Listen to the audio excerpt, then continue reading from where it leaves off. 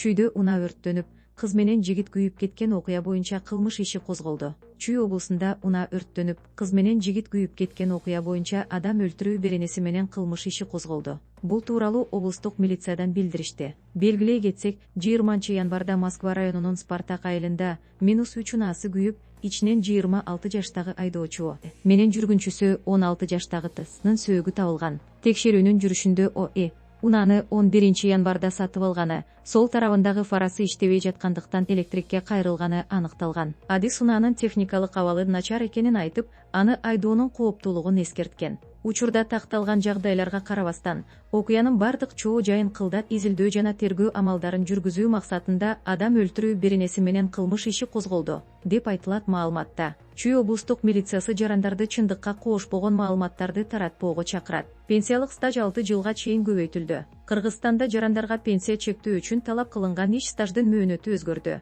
Эми 6 жылдык тажрыйба талап кылынат, деп билдирди Социалдык фонддун коомчулук менен байланыш башкармалыгынын жетекчиси Жеңишбек Мукамбетов 1 радионун эфиринде. Анын айтымында, мыйзамга өзгөртүүлөр 2024 жылы киргизилген. Мурда аял жолдоштор 58 жашка, мырзалар 63 жашка толгондо пенсия чектөө үчүн 20 жылдык стаж талап кылынса, өзгөртүүлөрдөн кийин 5 жылдык тажрыйба зарыл деп чечилген. 5 жылдык мөөнөттү бара-бара көбөйтүү пландалган. 2026 жылдын 1 январынан тарта 6 жылдык стаж талап кылынат. Ага эмгек китепчесиндеги тажрыйба гана эмес, аскердик кызмат, декреттик өргүү жана мыйзамда каралган башка учурларда камтылат, деди ал. Айдоочу арзаныраак протокол түзүп берүүнү сунуштап, жоопкерчиликтен качууга аракет кылган. Бишкекте милициянын кайгул кызматкерлерине кармалган айдоочу арзаныраак протокол түзүп берүүнү сунуштап, жоопкерчиликтен кутулууга аракет кылган. Бул тууралуу Бишкек шаарынын МКнын басма сөз кызматы билдирди. 2026 жылдын 23 январында Бишкек шаарынын МКнын кызматкерлери үлгүсүндөгү унааны алдыңкы каптал айнектери уруксатсыз караңгылатылганы үчүн токтотушкан.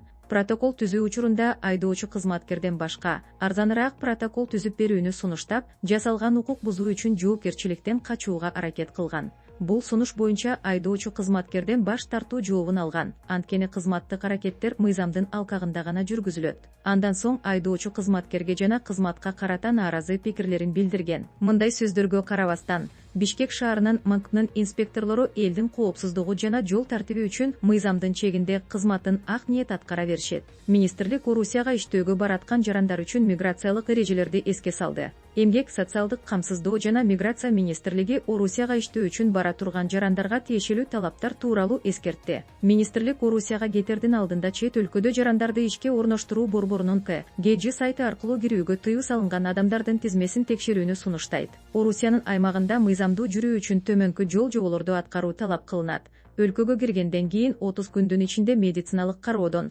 мамлекеттик дактилоскопиялык каттоодон жана сүрөткө тартуудан өтүү.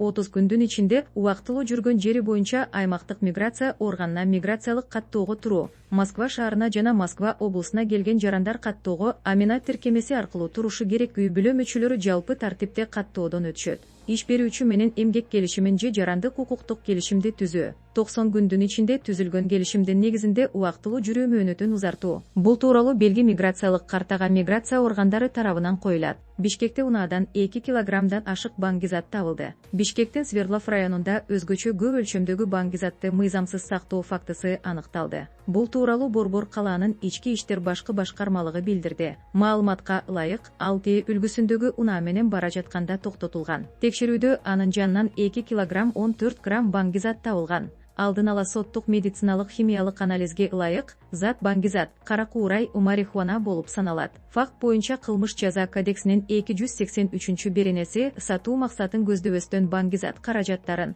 психотроптук заттарды жана алардын аналогдорун мыйзамсыз даярдоо менен кылмыш ишин козголгон. Чектүү кармалып, Бишкек шаардык ички иштер башкы башкармалыгынын убактылуу кармоочу жайына камалды. Учурда тергөө иштери уланууда. Кыргызстан Орусиядан мигранттарды көзөмөл реестрден чыгарууну жөнөкөйлөтүүнү өтүндү. Кыргызстандын тышкы иштер министринин орунбасары Алмаз Имангазиев 22 январда Москвада Орусиянын ички иштер министрлигинин миграция кызматынын өкүлү менен жолугушту. Анда кыргыз жарандарынын Орусияга кирүүсү, жүрүшү жана жумушка орношуу маселелери талкууланды. Ошондой эле көзөмөл реестрине киргизилген жарандар так аныкталган механизмдин жоктугунан улам реестрден чыгарууда кыйынчылыктарга туш болуп жатканы белгиленди. Бул тууралуу Тышкы иштер министрлигинин Тышкы иштер министрлиги басма сөз кызматы маалымдады. Алмаз Имангазиев буга байланыштуу Орусиядан чыгып кетүүнү талап кылбай туруп, реестрден чыгаруу жол жобосун мыйзамдуу түрдө белгилөө мүмкүнчүлүгүн карап чыгууну Орус тараптан өтүндү. Мындан тышкары, тараптар Москва шаарында жана облусунда аминат тиркемеси аркылуу визасыз иштеп жаткан мигранттардын санариптик миграциялык каттоосу боюнча пилоттук долбоорду өлкөнүн башка ири шаарларында да жайылтуу зарылдыгын белгилешти. Имангазиевдин бул жолугушуусу анын Борбор Азия өлкөлөрүнүн жана Орусиянын тышкы иштер министрлеринин орун басарларынын биринчи жолугушуусунун алкагында өттү.